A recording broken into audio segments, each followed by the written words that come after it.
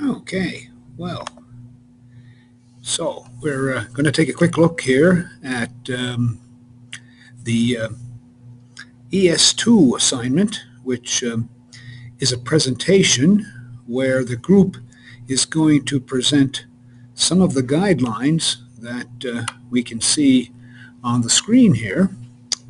Let's see if the system is kindly going to take us there, and I think it is. So let's move on. It's a little bit awkward, but okay, so a little while ago we did a little survey and we found out, or we asked for some information. On the left-hand column is the information where we'd like to know what guidelines in the textbook should we use to mark or assess the ES2 oral presentation. So the list from 1 to 6 there is one person's suggestion for the rubric that we would use to mark the oral presentation. Now, on the right-hand column is the list of guidelines that this person would include in the presentation. Okay, well, let's see as we move along here what other information we can put in. Okay, so the same thing here, but if we look at these two columns, we can see that the person has made a difference between what we should mark the presentation based on the column on the left and what would be included in the presentation based on the column on the right. And I think that's worth thinking about as we move and see what other information we have. Okay, now I think we have a match again. So here's a situation where if I was going to evaluate the ES2 presentation, I'd dig out the guidelines for page design and I would evaluate it, and the guidelines for using graphics generally.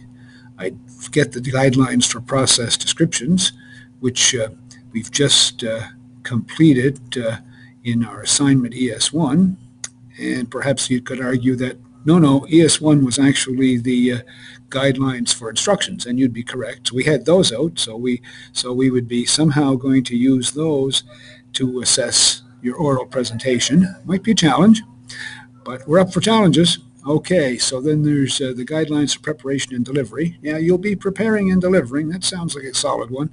There's a solid there, and guidelines for presentation graphics. Yeah, looks pretty good.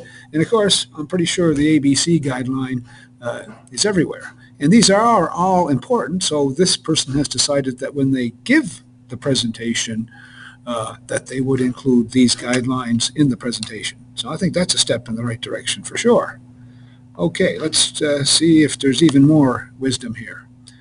Okay, so now you can see that this person isn't going to have as much in their list of the ways we're going to evaluate their presentation, and they've cut it down to 5. And they say, okay, when I give my presentation, or when we give our presentation, get out the guidelines for page design. We should follow those. Get out the guidelines for using graphics generally, and the guidelines for preparation and delivery, and for presentation graphics, and the ABC guideline. So I think we could probably come up with something pretty workable from that list. Now, when the presentation is delivered to us, what we would expect to see perhaps is 6 or 7 slides according to this plan, because there would be a slide that would have the guidelines for page design, a slide that would have using the graphics general guidelines, the good old process descriptions or instructions, or both perhaps, would come in. We'd look at the guidelines for preparation and delivery. Yes, that would be interesting and important. It's kind of a self-check there. How about the guidelines for presentation graphics? I like that. The guidelines on email? Sure. That's what we're working on now as part of our cover email. The ABC guideline. Now, is there anything that we're working on now that we should have a guideline for. I'm thinking there might be something else we could put in that right-hand column. Let me just think about that for a bit. Maybe someone else has thought about it. We'll flick ahead here and see. Okay. Yeah, I think there might have been a kind of a reversal here, because the short one perhaps should be how we evaluate the presentation, and the long one, judging by the contents, probably is what might be included in the presentation. But that other thing that we're working on isn't in that list either. Well, we live, of course, in hope. So let's see what comes up next. Okay. Okay, so a little bit, 7, we're back to 7. We had made it down to 5 or 4 on the guidelines for evaluation. Now we're back to 7. Okay, and there's the same here, same 7 on either side. Okay, so we got some more big columns, and still we seem to be missing just one thing. Okay, I'm thinking we're near the end of the line here, but I'll make sure by, oh, look at that, there's no more slides to see. So I guess what we can do now is stop the presentation, and we'll talk about it in person, like face to face.